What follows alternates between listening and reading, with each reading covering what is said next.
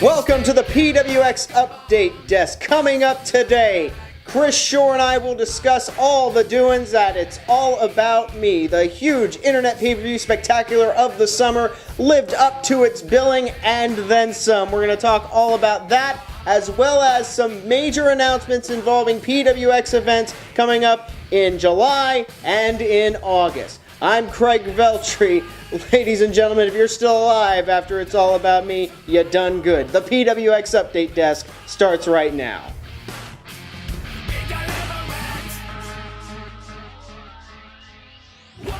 This is the PWX Update Desk for the week ending July the 6th, 2013. I'm Craig Veltri. It's All About Me is in the books, and so many men can lay claim to saying that that pay-per-view was all about them. Well, let's see who has the best claims to it as I bring in the disembodied voice of the voice of PWX. Once again, joining me to recap It's All About Me, Chris Shore. Chris, welcome to the PWX Update Desk once again, good sir.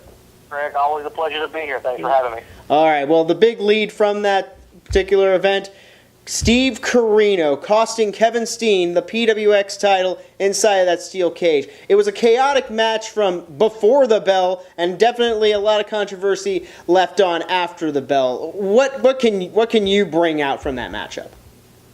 Well, I mean, this match had a little bit of everything. We had brawling outside the ring, brawling inside the ring, some great wrestling that actually happened, referees laid out all over the place, fans standing on their feet, and just a mess at the end as my broadcast partner, Steve Corino, ran into the ring. He jumped in there. It looked like he was going to do the right thing. He was there to make up for the fact that both of our referees had been knocked down by the brawling Caleb and Kevin Steen, and he jumped in there. It looked like he was going to do the right thing, but he claims that Kevin Steen kicked Caleb into him on purpose. That made him mad. He refused to count the pinfall victory, and it led to a miss. Caleb Conley able to retain the PWX Championship off of the distraction. I know that's not the way he wanted to do it, but of course the big news out of all of this, as crazy as all that is, if you don't think that's big enough, the challenge from Kevin Steen to Steve Corino, he wants a fight. He doesn't want a wrestling match. He doesn't want it to be sanctioned by PWX. He just wants to get his hands on Steve Corino July 19th. And from what I understand, Steve Corino has accepted. Well, we heard Corino say as much at the end of that show.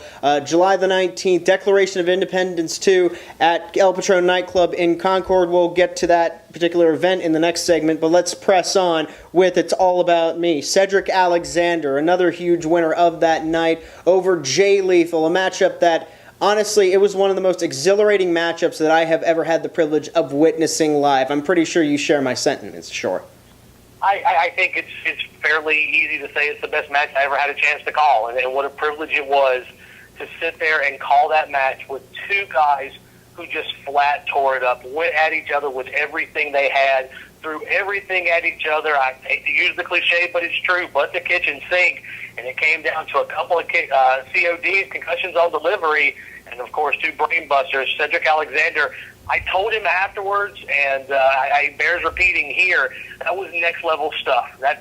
We saw stars made in that ring. Jay Lethal already a star in his right. Cedric Alexander said this was a dream match for him, and I think it was a very pleasant dream. He came out of that looking great, a great win for him, and huge momentum going forward into the summer. Indeed. In fact, so many matches that Cedric Alexander's involved in. We'll talk again about that later on. But to paraphrase Shane Helms during that matchup, at the end of that matchup, welcome to the big time, Cedric Alexander. A big-time victory for Jake Manning, who took on 6 other men and walked away from Concord, North Carolina, still holding both of the PWX Tag Team titles.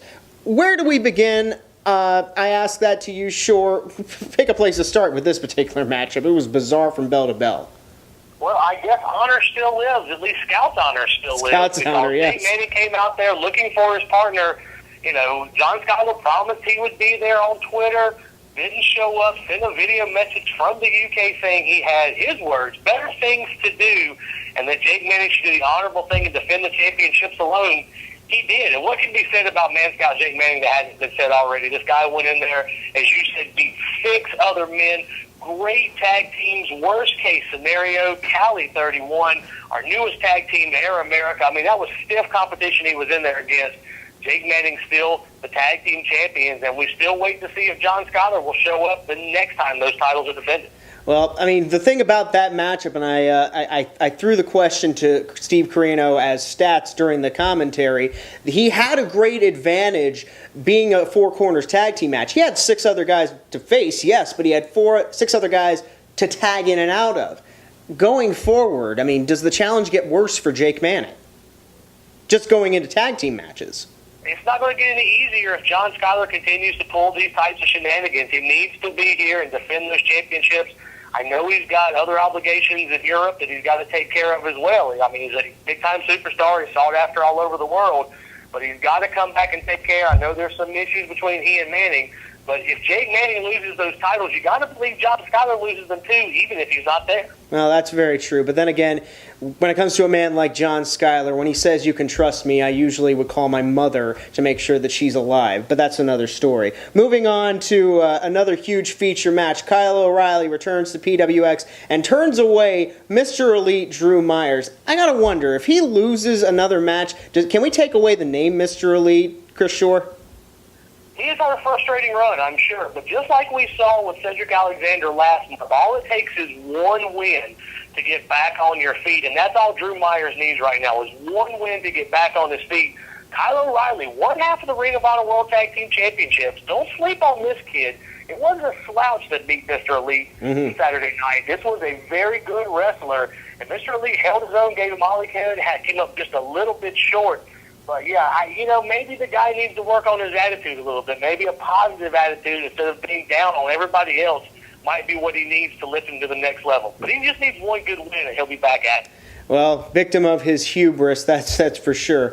But a guy who certainly we cannot say enough, and after this matchup, we'll close out. It's all about me. Chip Day. Not only did he have to go through Trevor Lee, he went through an unexpected guest in my best friend, Corey Hollis, defending the Innovative TV title in triple threat action, not once, but twice.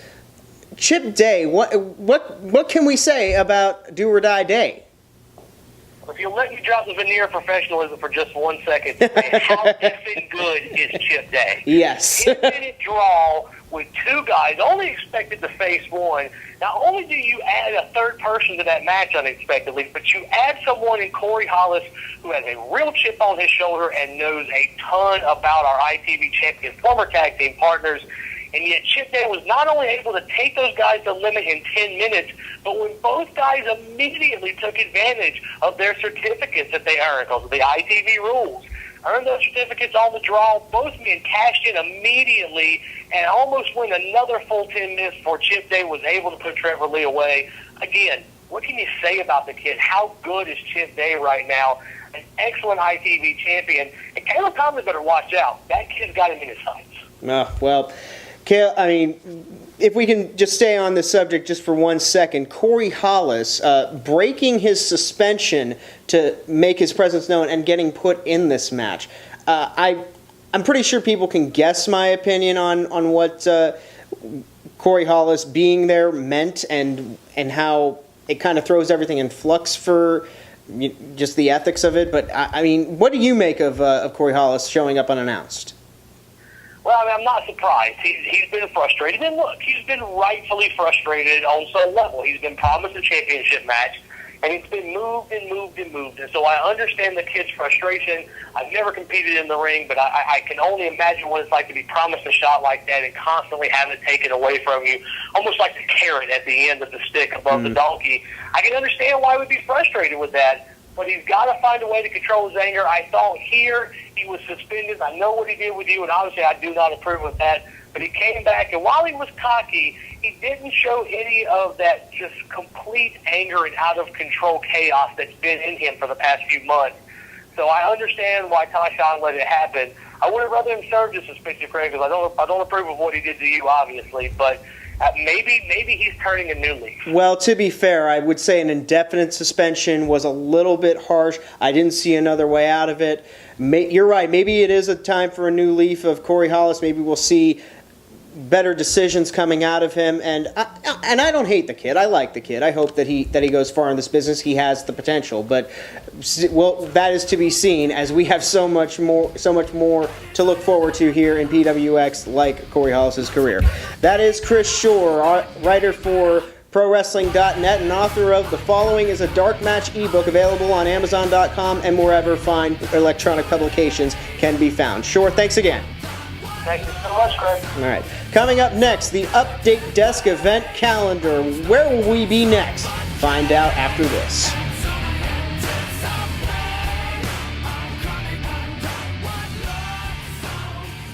For more information on your premier wrestling experience, please follow us on Twitter at PWX Wrestling 1 or visit our website at pwxpro.com. Thanks for staying with us on the Update Desk. Time now for the PWX Update Desk event calendar, because you must know where we are at all times. July the 19th, PWX returns to Concord, North Carolina, to the El Patron nightclub for Declaration of Independence 2. Scheduled to appear, PWX Tag Team Champion, the Man Scout, Jake Manning, Kevin Steen, Steve Carino, and Mr. Elite, Drew Myers. On July 20th, PWX goes south to Myrtle Beach, South Carolina. We're going to be doing a show under the lights of the Myrtle Beach Speedway for Sometimes You've Got to Lose to Win Again. On the card, the PWX debut of the Sicilian psychopath Tommaso Ciampa. Cedric Alexander also scheduled to appear, along with diehard Eddie Edwards, the worst case scenario with management consultant the Tommy Thomas, and your PWX champion, Caleb Conley.